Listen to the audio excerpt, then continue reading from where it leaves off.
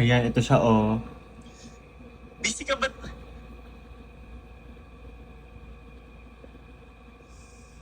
Ayos pa ng buhok ko. Oh.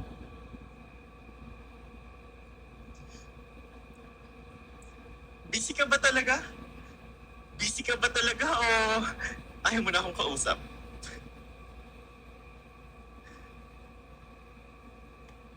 Busy ka ba talaga o ayaw mo na akong kausap? Ilang ulit pa yan. Hindi siya nakontento sa sarili niyang acting.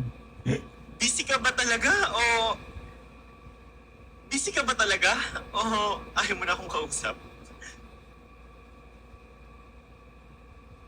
Busy ka ba talaga o ayaw mo na akong kausap? Busy ka ba talaga o Daming ayaw mo version, na akong grabe. kausap?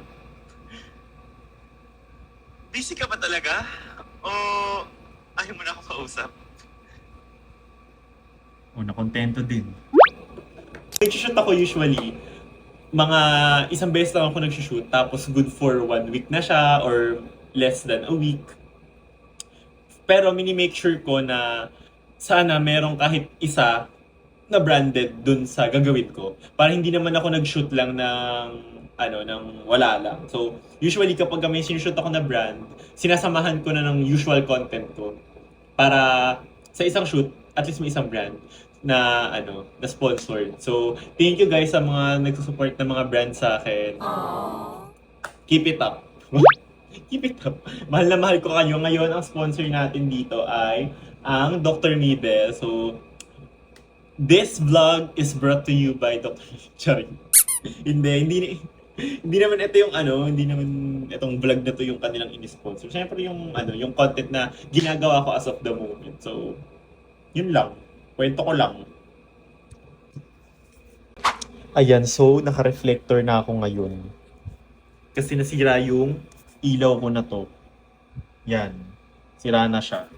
So, reflector na lang ang ginamit ko ngayon. Grabe nung nireview ko yung video ko, nakita ko, liwanag talaga ng mukha ako. Kasi yan, may reflector ako. So, ito ang nagpapaliwanag ng aking mukha. So, dito sa vlog na to, ang pangit. Pero dito sa camera na to, kung saan ako nagko-content, okay siya. So, sorry na kung nag-explain ako kanina ng liwanag ng mukha ko.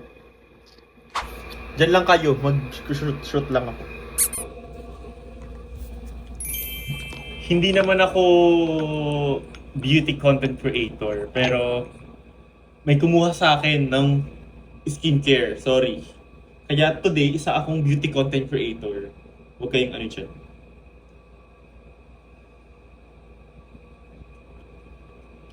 Ayun, lumabas. Ayun.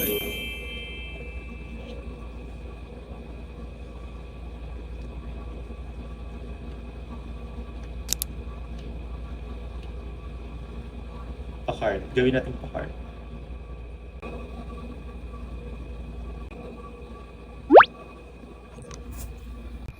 Okay, pinatay ko na ang mga ilaw. Wala nang liwanag sa aking pagmumuka. And pag ganyan, sisimulan ko na siyang i-edit yung aking mga ganito, trabaho. Ayan. Oh, ano pang nandito ka pa? Kung ayaw mo na sa akin, pwede mo namang sabihin na lang agad. Pwede mo namang gawin yan in less than 30 seconds. Parang yung paggamit lang ng...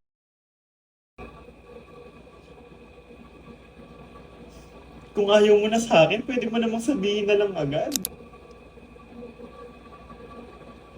Kung mo na sa akin, pwede mo namang sabihin na...